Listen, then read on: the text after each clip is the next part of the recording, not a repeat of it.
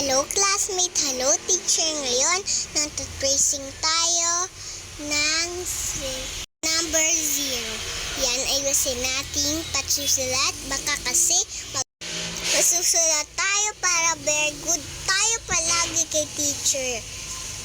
Yan, ayusin natin para hindi magalit. Yan, ayusin lang natin. Malapit na siyang matapos. Yan, titracing na natin yung number 0.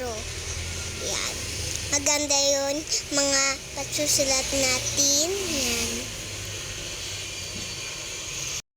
Yan.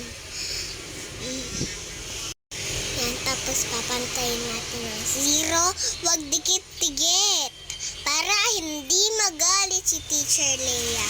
Yun lang, bye-bye. Thank you for watching.